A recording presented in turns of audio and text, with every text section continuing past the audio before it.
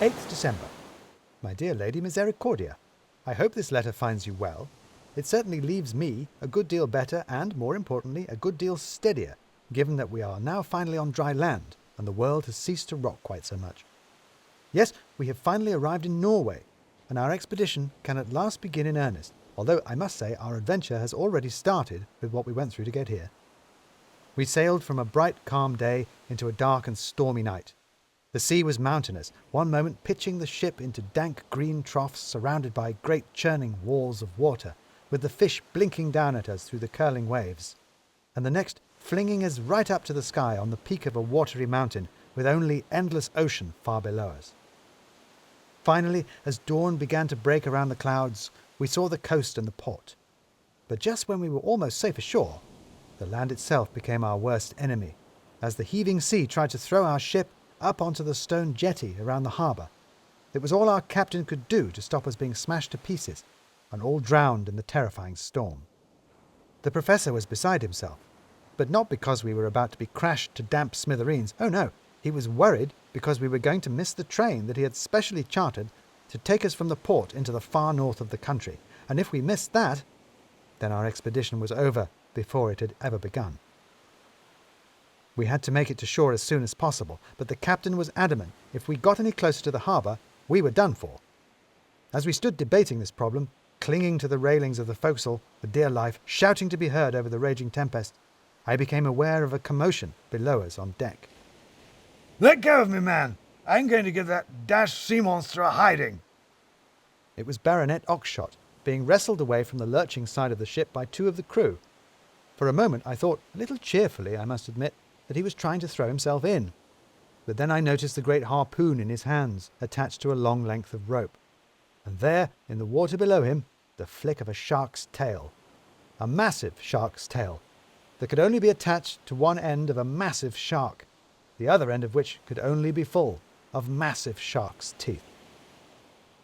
"I'm going to skewer the bounder and bring its head home for Lady Misericordia," he bellowed, although I don't think it was really polite of him to bring your name into it. It was then that the idea struck me. Could you hit the shark in this storm, Oxshott?" I shouted.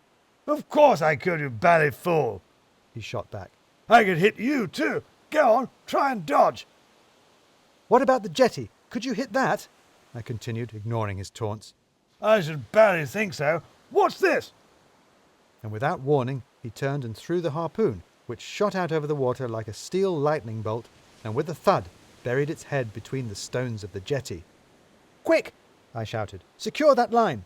Captain, keep the boat as steady as you can. You men, start bringing up our supplies. You, bring another length of rope." They all stared at me as if I'd gone mad, but the professor, a gleam in his eye, saw what I had planned, and quickly joined in. "Do as he says. It's our only chance." "Oxshott," I continued, "could you climb along that rope to the jetty?" "In this weather? With that beast down there?" And the shark showed us his fin again. "I know," I said. "I wouldn't dare either." "Then I would!" shouted Oxshott. "Out of my way!" And he flung himself across the deck and out onto the rope, dangling by his arms only feet above the raging water. The boat heaved up and down and back and forth. The wind buffeted him and the waves snatched at his feet.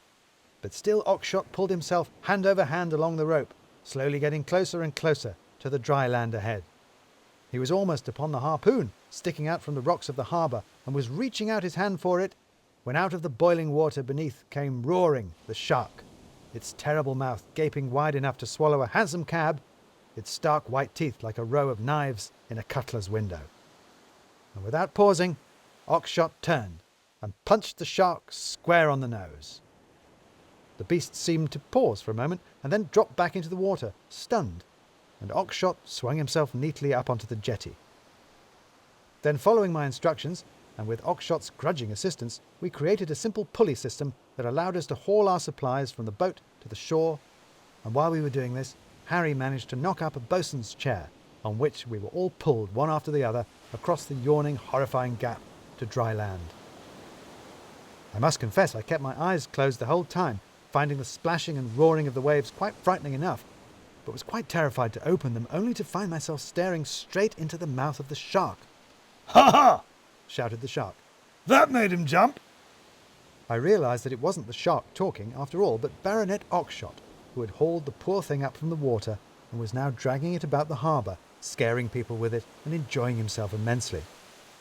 Professor Cumulus and Harry were both very congratulatory, however, and I'm pleased to report that even your father tapped me on the shoulder and commented on my resourcefulness, although he did point out that it was rather undermined by my asking for my mother all the way across from the ship. But we are at last ashore, on steady legs and ready to begin our journey into the Arctic North. Yours, still dreaming of teeth, Timothy Hope, Esquire, Tutor.